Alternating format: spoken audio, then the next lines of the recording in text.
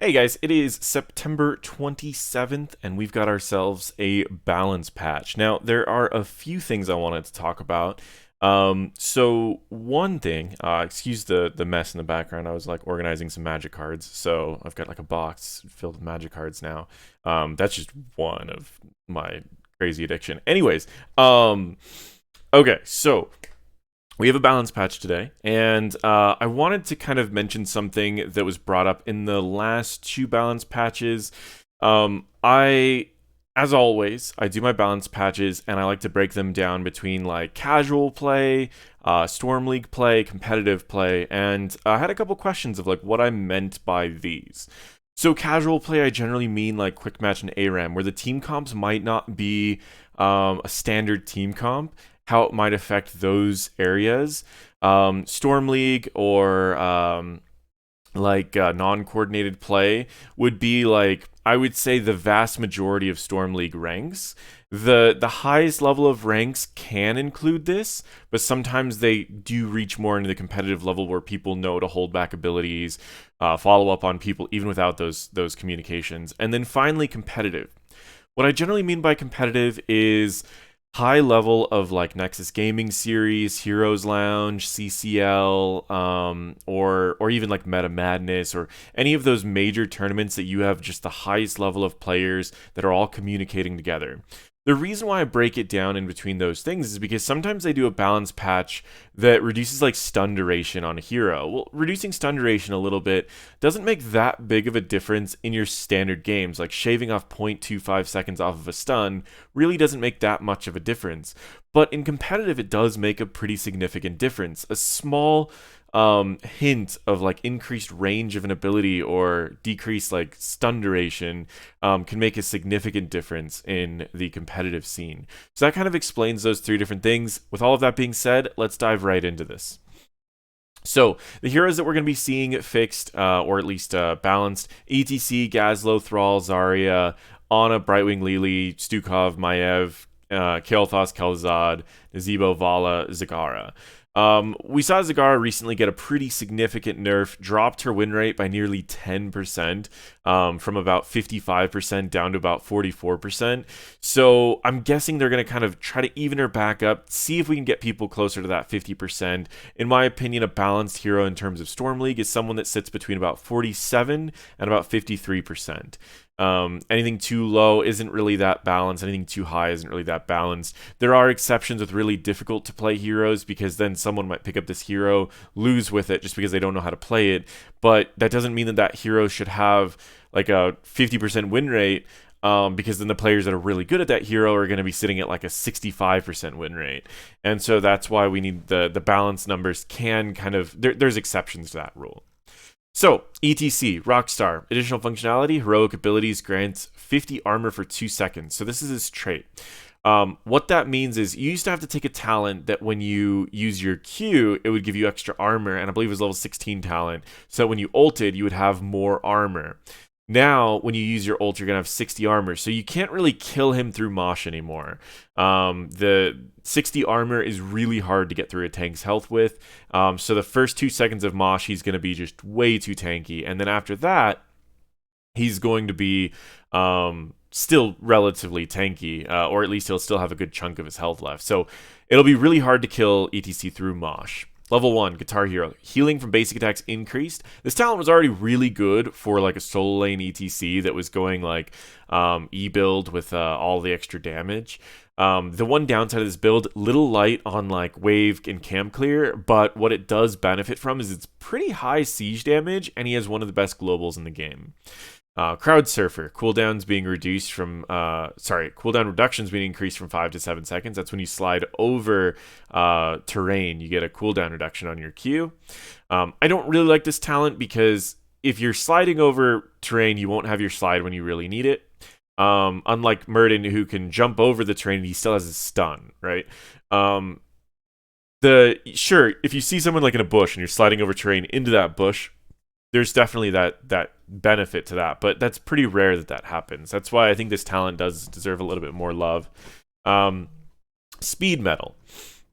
So Speed Metal is whenever you cast any ability, whenever your trait activates, you get movement speed. And you also give movement speed to everyone around you. I really like this talent in kind of that auto attack build that I was describing earlier, where you're going with all these auto attack talents because you're going to have a really low cooldown on your E after 16. You're going to be hitting people. Every ability you're doing is increase your movement speed, and you're going to really stick to someone while you're moving. Level 7, we have Hammer On, a buff to the E talent. This is going to make it, in my opinion, to where the auto attack build is actually very powerful. You'll start actually winning most trades at level 7 if people take the trade too long, because the amount of healing that you get from just pressing E and auto attacking with Guitar Hero, and this healing is from basic attacks, and your basic attacks are going to be doing more damage while your E's going, you will win most trades against melee heroes. And you're also playing someone with a gap closer, so you can slide in against ranged heroes. You can stay mounted up, wait till they get close to hit a minion or anything. You can slide in, or just every time that the globe shows up. The globe shows up, you slide in, you start pressing your E, hitting them. They basically have to spend their whole time getting away from you because they can't win the trade. And so I think he's going to be a little bit of a lane bully in this build. Of course, he'll lose to some of the other lane bullies that are out there, especially like Rexxar. But it's kind of interesting to see that this build's getting buffs when it already was pretty strong. Echo Pedal, damage is being increased, PvE damage bonus is being reduced. I didn't really like this talent, personally.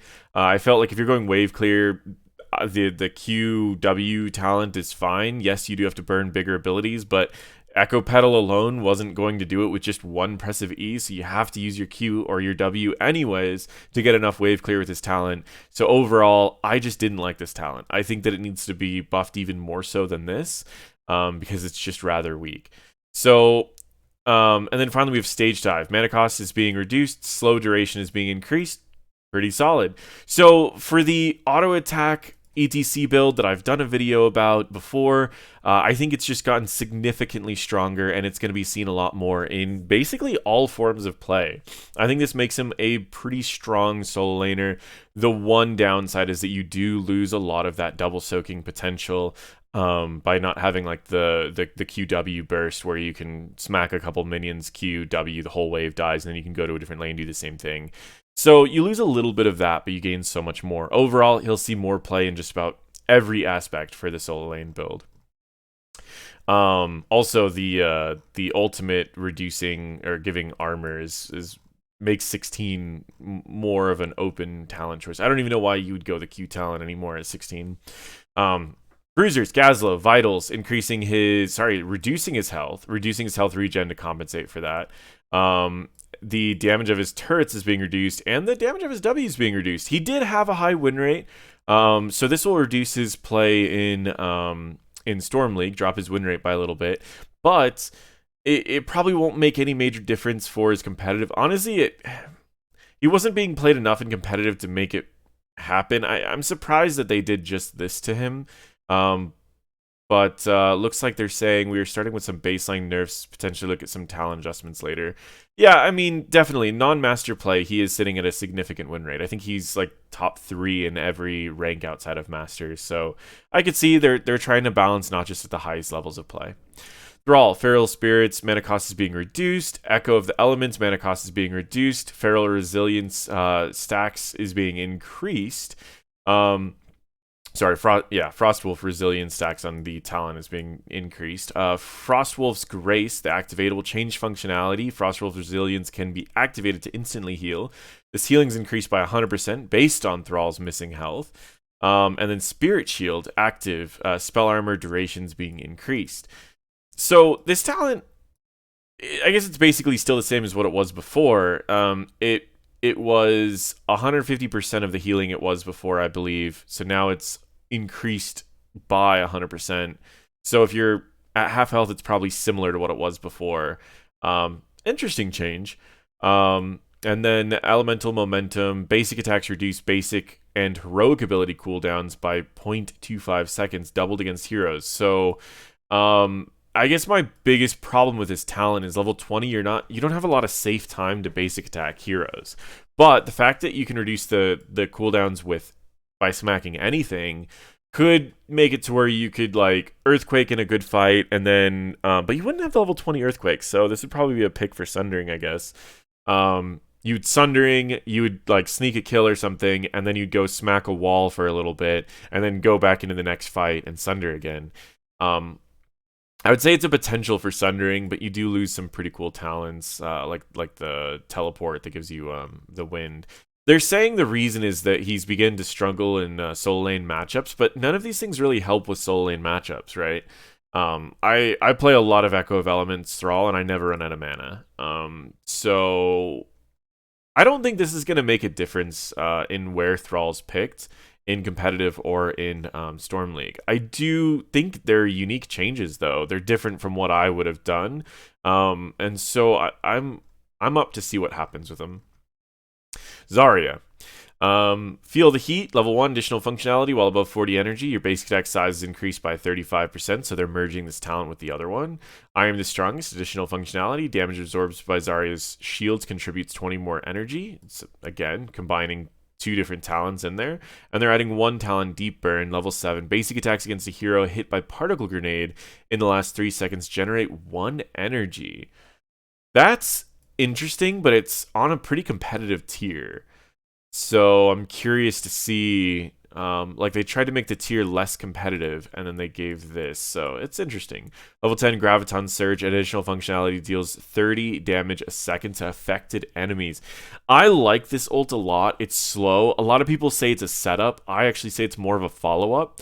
What I mean by that is I've talked about like combos with heroes, and I always say that there's setup and there's follow-up. Setup are like easy to land abilities that generally like lock down people, and then follow-up is anything that's going to follow that to kill the enemies that are stuck in those things.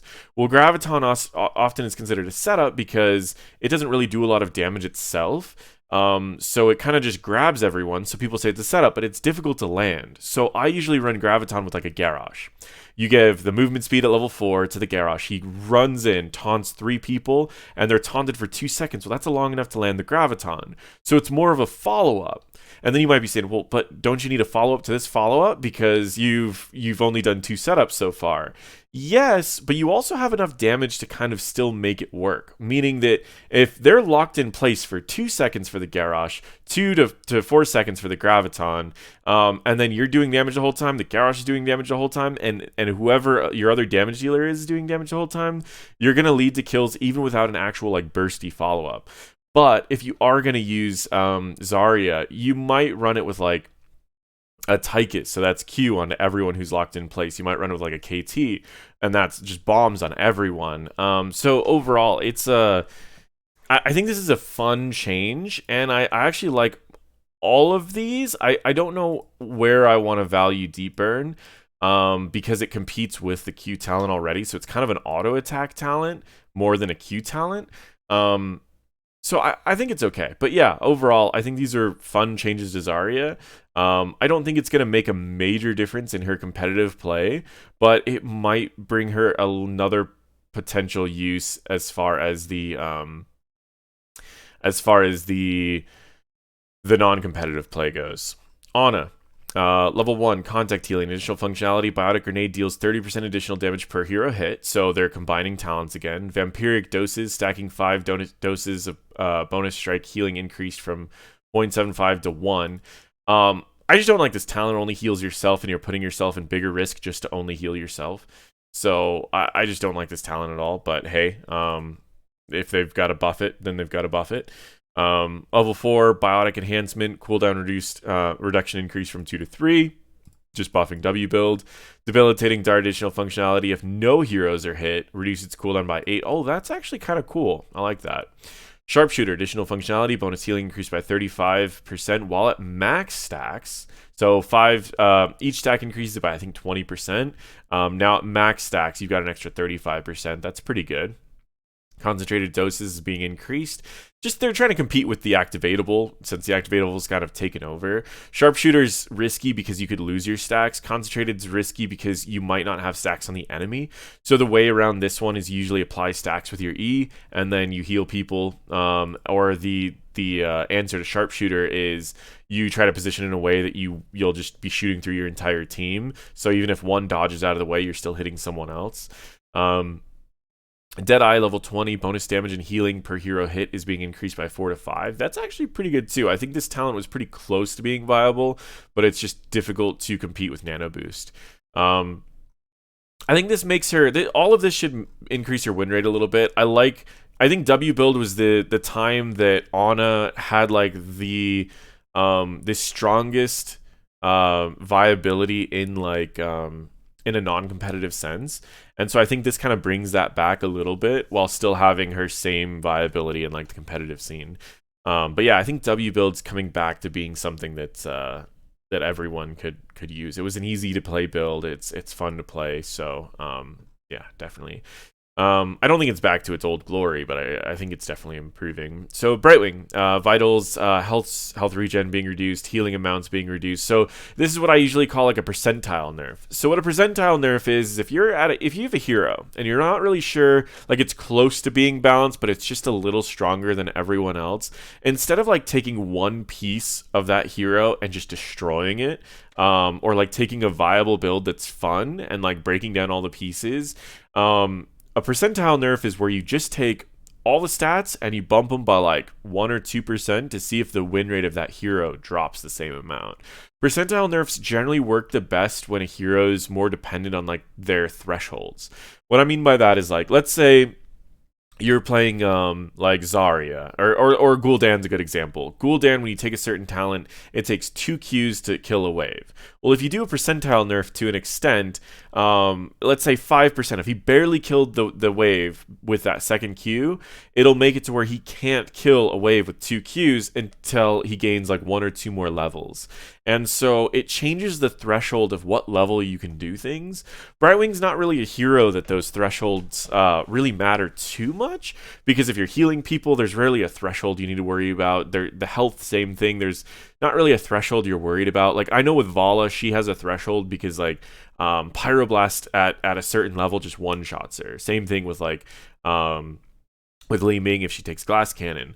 That would be a threshold nerf. Like it changes the level that you get one shot. Brightwing's not really having that problem. So these are percentile nerfs that they're just seeing if it just changes the win rate by even a little bit, but overall won't affect Brightwing's playability in any form. Li Li, Healing Brew, missile speeds being increased, Blinding Wind, missile speeds being increased, Let's Go range is being increased. Let's Go is her cleanse. It's one of the best cleanses in the game. The one downside to it was that it had a lower range than cleanse. Now her cleanse seems to be the same range as cleanse. I think cleanse might be 9. But the benefit is her cleanse heals, has the lowest cooldown, and she has a way to lower the cooldown. So it is one of the best cleanses in the game, without being like a combo cleanse like or an ultimate cleanse like Lucio or Karazim. Stukov's been kind of dominant as one of the major healers. W build's been out of the meta where the activatables and low blow have been kind of in the meta. So Fetid Touch, slow amount with basic attacks is being increased. The reduction of the basic attack damage while in range mode is being decreased. So what this means is he lost 50% of his damage by having the range mode. They've dropped that down to 40, so he'll be doing 60% of the normal damage. This brings it back to kind of the talent before it was combined, and I think this is solid right here. This was already, I mean, I took the spines, I can't remember the name of the talent right now, to bully people, and it was about this number too. So I think W build has some potential now if you're trying to like really carry with Stukov in the lower to mid ranks. Reactive Ballista Spores, search range for talent activation reduced by 20%. Bio Kill Switch, cooldown reduction while below 50% reduced from 150 to 100. Cooldown increased from 60 to 75. Yeah, so this talent has been dominant, and they're trying to make the other talents more competitive while also toning this one down a little bit. Low Blow, bonus damage to heroes below 50% increase from 100 to 125. This was already a close competitor, but this talent was just so good it was hard to compete. So I think that there are more situations where this is viable and more situations where this is viable, but this talent is still going to be dominant and competitive. But I would say outside of competitive, the other two talents probably will have a higher win rate. It hungers, level 13. Bonus cast range and hero damage instances needed to proc cooldown reduction and mana refund decrease from 8 to 2. So your E deals damage, I think, 4 times per second, 3 to 4 times per second. So if you're hitting one person for 2 seconds now, you'll get a full reset on it. Hungers, maybe a second and a half. If you're hitting 2 people, you'll get a full reset, and the bonus cast range makes it pretty nice too. Level 16 Universal Carrier, healing pathogen reduced decreased from 40 to 25. This is the one that when your Q bounces to allies, it can bounce back to yourself, and then it can keep bouncing between yourself and allies over and over and over at reduced healing. Now it's a little less reduced, so a little buff to that talent. Super Strain, healing from being stunned or rooted is being increased. So again, they're competing with the more competitive talent that's been popular in the meta right now because we have such a low cooldown on our trait. Everyone's been taking the trait talent level 16, so they're trying to compete a little bit. I think with all the changes they've made, I think E build has a lot of potential for holding down zones. So I would say outside of competitive, the build's definitely going to shift if you want a higher win rate. Where within competitive, the old build still will work perfectly fine, just slightly weaker from level 1. Maiev. Vault of the Wardens, trade additional functionality after reaching level 20, gain additional charge. Oh, that's kind of neat. It's kind of her downside. She struggles at 20. She has great engages, but she generally dies to get those engages. Level 4, pin down. First quest reward damage bonus is being increased. Level 7, bonds of corruption. Armor reduction is being increased. Slow amount is being increased. Duration is being reduced. So more effective, but less long. Containment disc, additional functionality. Heroes relieving it are silenced for 1.4 seconds or 1.5 seconds. That's pretty big, actually. It was already a great talent to stop people that were indestructible, or not indestructible, untargetable. Not even untargetable, unstoppable. And so now it can be that, or it can be something where you can potentially throw it at a healer and remove the healer for the entire duration of containment disc, but then also for 1.5 seconds afterwards, which would make it to where you have your engages, but you also have a significant other answer as well. Armored Assault, physical damage bonus is being increased. Overall, pretty major buff. Maiev was already a powerhouse in competitive. The only reason that she fell out of the meta is because people weren't really practicing her as much. Also, frontline got a little bit beefier, so if she hard engaged on everyone, her team couldn't really immediately kill everyone that she pulled. I'd say there's a third reason that they've kind of added a lot more heroes that can answer what she does. Deathwing, Joanna, May, Hogger all have kind of mini answers to what she does. So I think that also kind of brought her out a little bit. But I still think Maiev could potentially be one of the most important heroes in the competitive scene, that she's just underrated right now. I mean, she was 100% pick or ban in HGC, and she's only been buffed since. Kael'thas, vitals, health is being increased, health regen is being increased, gravity lapse cooldowns being reduced, royal cooldown reduction from hitting these are being reduced, and that's because they've reduced that. Mana tap, mana restored from activating verdant spheres is being increased, and phoenix damage is being increased. Overall, pretty significant changes to Kael'thas. I think Kael'thas is already a pretty strong hero for Storm League. I think in competitive he's very underrated. He's got one of the shortest cooldown, longest stuns in the game, and one of the best stuns in the game. So if like you look at ETC, Power Slide is considered to be like sometimes his real ultimate because it's so powerful and on such a low cooldown. Well, Kael'thas basically has that, but better, because he can do it from range. It can stun for 1.5 seconds instead of 1.25, like Power Slide. And I mean, he can increase the range if needed, or he can have it to where it has a really low cooldown. Trait E is probably one of the best stuns in the game. Now, with all of that being said, most people generally use him for damage, so having a great stun as a mage is not used as much. But yeah, I think that Kael'thas is a great mage in competitive that's just underrated. And I think all of these buffs will definitely improve him both in the competitive scene and outside the competitive scene. Kel'Thuzad, health's being increased, health regen, glacial spike, Damage is being increased. That's his activatable 1 when he finishes the 15 of his quest. Ice Cold bonus cooldown reduction increase from 8 to 10. And Icy Grass bonus cooldown reduction per basic attack from 0.5 to 0.75. So buffing underutilized talents and then just buffing his regular stats. Kel'Thuzad's a difficult one to balance because when he can combo and kill 2 people, he's viable, but also really awful to play against. When he can't kill 2 people, then he loses viability. Like, I know a bunch of Kel'Thuzad mains that just stopped playing Kel'Thuzad when he no longer had the damage to combo 2 people at the same time. They just stopped playing him because he lost all of his viability. He's a really difficult hero to balance because of those thresholds that I mentioned. If you have the damage to kill 2 people, suddenly he's viable because there's ways to counter that. But at the same time, he's not too strong. And he's awful to play against.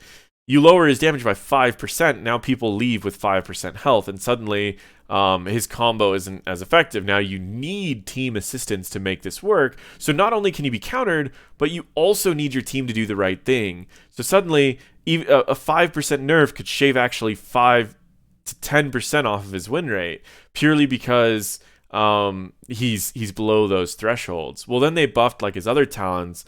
I was talking to someone the other day and I said that Kel'Thuzad would be one of the best supports in League of Legends. Purely because there's supports in League of Legends that are more CC oriented that have no healing. Him having a point and click AoE root as well as being able to chain 2 people together, he'd be one of the best supports in League of Legends. The problem is this isn't League of Legends and he's not a support. So as a damage dealer, without them increasing his damage of his regular abilities, I don't think this is going to make a difference in the competitive scene, and it probably won't bring any of the Kel'Thuzad mains back. Nazeebo. After Nazeebo's rework, he's been kind of dominant, especially in Q build. Q build has been really doing a lot of damage. So they're increasing toad damage. The slow amounts being reduced, the slow durations being reduced, the quest reward bonus damage is being reduced, and then Pandemic, the heroes needed to hit tier 1 is being decreased, tier 2 is being decreased for the toads. Blood Ritual, bonus voodoo ritual stacks per takedowns being decreased. Guardian Toad's armor duration per hero hit is being increased. And then we have Spider Colony, the cooldown reduction is being cut in half. So basically, they're nerfing 2 major pieces of Q build, which is going to be the slow, the damage, and the cooldowns. And then 3 major pieces, I guess. And then they're buffing a few pieces of the E build. It's going to be faster to stack.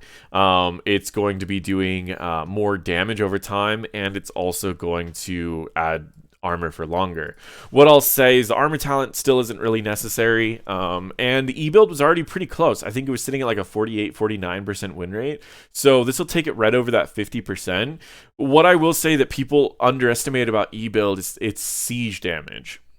E build, when you finish your E quest and you have the bigger toads and you're sending 5 toads at their structures, you can take out the front walls with like 2 to 3 casts of your toads, and then you can also do significant damage to like forts, keeps, just because you can hit a fort with like 3 big toads or 5 little toads, or like 4 medium-sized toads and like an extra big toad. Like, there's ways to kind of work it. That's how you overwhelm people. I like Toad build when the enemy healer can't handle a lot of AoE healing. So like Uther, for example, or even Morales, who has to heal 1 person at a time. Toad build can be really big. But the damage doesn't go exactly where you want it to go. It's easily healed, easily predictable. So it generally is weaker than Spider build, where if you land 1 spider on a target that's not ready for it, the spiders just take them out. Spider build will still be viable, but it'll probably drop its win rate about where it should be. And then Toad build will probably have an overall higher win rate, but it won't be picked in competitive. Valla. Multi-shot. The damage is being decreased. The cooldown is being increased. Puncturing Arrow. The damage per hero hit is being decreased. And then Creed. Maximum bonus damage of basic attacks hitting is being increased. So auto attack build's getting a slight buff. Actually, that's a pretty good buff. But yeah, getting a buff. And then we have Puncturing Arrow as well as Multi-shot that's getting a little bit of a nerf. W and Q build were pretty strong right now, so I don't think that's going to take her out of the meta, but it will lower her priority in the competitive scene outside of like hypercarry Valla, and it might lower her win rate a little bit outside of competitive. Zagara, her health is being increased, her health regen's being increased. Additional functionality gains attack speed for the level 20 Q talent. I believe the level 20 Q talent was like if you hit them with. Oh no, this was the one that every third basic attack you sent out a Baneling. It's a pretty cool talent. I like it, but again, it's that level 20. How safe can you throw out auto attacks before a Diablo just charges on you and kills you? And so that's the risk about throwing like attack speed oriented talents at 20 without making you the hyper carry. These will not bring up her win rate from 46% up to like 48 or where we want her to be at, right? This might get her into that 47 to 53 window that I was hoping for, but I don't know if these are the changes that need to happen with Zagara. She's another one that's difficult to balance because you buff her too much, and she's too much of like a lane bully, or she's just used as a hyper carry like we saw after she got those buffs. You nerf her too much, and she just doesn't really do anything. She's outclassed by other damage dealers because her damage is easily blocked, and she just struggles more so than some of the other damage dealers. Bug fixes. Rockstar talents apply to ETC after casting Stage Dive. So what that means is what was happening with ETC is you'd start casting Stage Dive, you'd get all of the Rockstar benefits while you were casting something. Then when you finish casting it and you're actually fighting, you don't have the movement speed, you don't have the armor, you don't have any of that. So now you'll land down with Stage Dive, have 60 armor, and then you'll also have the movement speed if you took the level 4 talent, and then you can slide in and go for whoever you want to. Yeah, so back to the top, let me give just a quick rundown of what I think will be most impactful in this particular balance patch. I think the ETC solo lane changes really sets him up to be a strong solo laner. I think if you guys are solo lane players, you need to learn ETC in the solo lane. And also limit test. I'm telling you, you win more matchups than you would think. And especially with these buffs, I think you win almost every trade against range if you can slide onto them. And then I think you win most of the trades of melee heroes with your E going. Now, the trades you'll lose are against like Kira, where she could go in, do some damage, and then back off. But if she goes in and you still have your Q up, you could easily Q onto her and heal back a lot of the damage that she's dealt. So I would say limit test. Meaning just go all out and die a few times to learn what your limits are. And you'll notice that this ETC solo lane is going to be very, very powerful right now. Again, it has one of the best globals in the game. Why do I say it's one of the best globals in the game? Dahaka has to Z into a bush where ETC can ult anywhere. Falstad can Z anywhere, but one, it takes more travel time, and two, it can only go about half the length of the map where Stage Dive can go anywhere. Brightwing is a healer. You generally want to keep that with your team for the most part. So even though it's a great global with a low cooldown, it's not as good as Stage Dive. Stage Dive is so good. In level 20 Stage Dive, it's like an 80% slow and it can hit their entire team. What I do in the solo lane build is I generally Stage Dive and then I zone out their backline, and I'll just keep hitting their backline, healing, getting movement speed so they can't get away from me, and I can zone out 2 to 3 people and even get a couple kills whenever I Stage Dive in. But yeah, so EDC, very strong. Gazlow won't make a major difference. Thrall won't make a major difference. Zarya probably won't make a major difference, but I do like the direction that they're taking those changes. Ana, I think, will have a higher win rate in Storm League, be played in a similar amount of times in the competitive scene. Brightwing won't make a major difference. Li Li won't make a major difference. Stukov, I think he'll have a higher win rate in Storm League outside of the one talent that got nerfed. And I think he'll probably be played in about the same times that he was played in the competitive scene. Maiev, pretty decent buffs. Underutilized talents probably won't make a major difference in her win rates, but I do think that she'll have a little bit more viability in the competitive scene. Kael'thas, I think that he will see higher win rates across the board and probably a little bit more playing across the board, even though the changes were a little small. Kel'Thuzad probably won't make a major difference. Nazeebo, lower win rate on Q build, which was needed. He was sitting like 58% with Q build. And higher win rate with E build, which was fine, was a little underwhelming. Overall, I think this will be a great change, exactly what we needed for Nazeebo. Valla probably won't make a major difference with any of her builds. She'll still be played as a hyper carry, probably played a little bit less in the competitive scene. Similar win rates in the normal game, maybe a little bit lower. Zagara, I don't think that'll make a major difference. And so that is the September 27th balance patch notes. I think this one was overall a pretty good patch. If we're going to have patches of this size where about half the changes are kind of just like percentile changes, I think we could do these patches a little more often if we're just doing like 5% on a few heroes. I mean, I would say about 5 of these heroes were significant, and the others were percentile changes that were pretty light. Maybe a couple talents merged together. I would say if we're doing that, I would like to see these happen every 3 weeks, if possible. I know they're hard to test, and other stuff happens, so I'm probably asking for something that's unreasonable. But if we are going to take this much time in between these, I think we could probably do a little bit more. I mean, if we were to go, we are in a pretty good spot. I mean, if we go to Heroes Profile, right, we go to Global Hero and we look at win rates. Let me add in, let's remove this time frame and let's add in the last couple like patches, right? If we just look at win rates, right, we're including the kind of the busted times. Look at the amount of heroes that fit between my range, right, 53% to 47%, right? We only have that are outside of that. We have 3 heroes that are outside. I get this is like basically rounded up to 54. So we'll say that there's 5 heroes. So 5 heroes are outside of it on the top, and we have. So this is where I find that the challenge comes in. So let's round up Li Li, and let's say that the bottom half is what I'm more concerned about. Maiv's difficult. I understand if we buff him too much, he's going to be overpowered. He's picked in almost every competitive tournament, so his win rate being low is okay.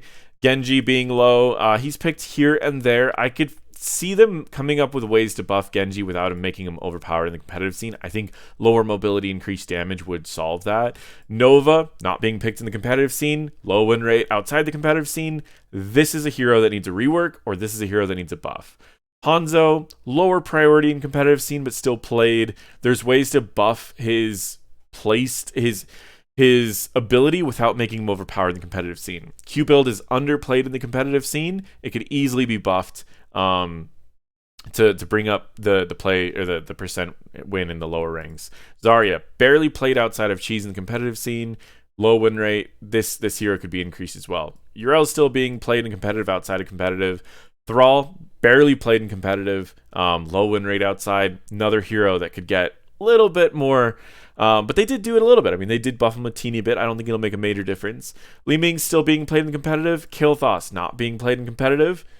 Low win rate standard. So I think they are looking at this going, okay, we could hit Zarya, we could hit Thrall, we could hit Kael'Thas, we could potentially hit Ariel. And I do think that they're looking in the right direction of who to hit with these patches, but I think that we could hit these a little bit more often, right? Like if I'm not a dev, right? And I'm probably for good reason. My ideas are crazy. But what I would look at is I would go, how do we buff? One, let's hit all the heroes that aren't even used in the competitive scene right now. Let's buff Nova, let's buff Zarya, let's buff Thrall, let's buff Kael'Thas. Ariel is tricky to buff because she gets popular. Valeera is not being played in the competitive scene. Let's buff her. Ana's being used in the competitive scene. Sergeant Hammer is tricky to buff. And boom. So we just buffed those people, and suddenly that's how it approaches patch. Then I would look at these ones that have really low win rates, and I would say, can we buff them for the average player without making them overpowered in the competitive scene? Maiev, probably not, right? He's just... But like Hanzo, there are ways to do this. Buff his auto attack build, buff his Q build. His W build is generally what sets him apart at the highest level of play. But there are possibilities. Uriel, we can make like her auto attack build stronger. That's not used in the competitive scene. We've got, and that's an easier to play build, E into auto attack. Maybe make it to where like the E might get a lighter reset or something. On like the level 7 talent if you don't hit people. then same thing. We look at Li Ming and we go, okay, her reset build is absolutely stomping. Maybe we buff or build a little bit, you know? Bumps up her win rate a little bit in these lower ranks. Abathur, there's been a lot of ideas for Abathur. He's strong right now in the competitive scene. Well, he's not even strong in the competitive scene right now. He's played only in niche areas, but he's strong because he's a backpack hero. He supports other heroes, makes them stronger. I would probably look at this and go, well, what can we do to Abathur that won't make that more oppressive? Let's give him himself some more power, right? Let's make a talent to where you can throw traps out that automatically pop, right? So after level 16, he has no trap talents. Make it to where the traps don't have a wind up. You can get into a fight and just go, this whole group slowed, this whole group slowed, this whole group slowed, and they all have damage over time on them. Then we hat someone. There's ways to buff Abathur himself without making his other talents oppressive. Level 16, you basically are required to either take the movement speed increase or the slow, because it turns Abathur into the kind of this overpowered backpack for a hero to make them unkillable. They're moving around way too fast to deal damage to. They're healing too much. They're getting shielded too much. And then you get Hive Mind, and 2 people on the team are moving around super fast, getting healed so much, shielded. W's are coming out. Q's are coming out. It's like him as a backpack is still very oppressive. But there's a lot more about Abathur we could potentially buff. There's a lot of traps. There's summons still. I mean, why not have like the ability to like hat onto a summon, and the longer that it's hatted onto, it gets buffed and maybe has abilities at a certain point. Like, there are things you could do that won't change his competitive play at all, but would make him incredibly strong for like controlling the macro of a map. And so there's ways that we could do this. Of course, that would take like a mini rework, right? So it would be for another day. But overall, what I'll say is for heroes that are between 47% win rate, and we'll round up, to heroes that are at 53 rounded down, we hit a good portion of the roster. So I think overall, Heroes of Storm is probably in a more balanced area than we've seen in a long time. So as much as I personally wish that we had more balance patches to kind of shake up the game and make it feel more fresh, we're kind of reaching that area of like, should we be fixing things that aren't broken? Because we are at a time where the game is kind of more balanced than it ever has been. Of course, this is with Zag being fixed, Naz being fixed, the broken heroes being fixed, but we're in a good spot. So props to the developers a little bit, you know, but I would like to see more just because it does keep the game fresh. With all of that being said, thank you guys so much for watching, and feel free to check out all my other videos. Hopefully, this was a longer patch notes video because I really wanted to share a little bit more of where I come up with my information, why I break it down the way that I do, and I also wanted to share a little bit about what I thought about this. So thank you guys so much for watching. Feel free to check out any of my other videos.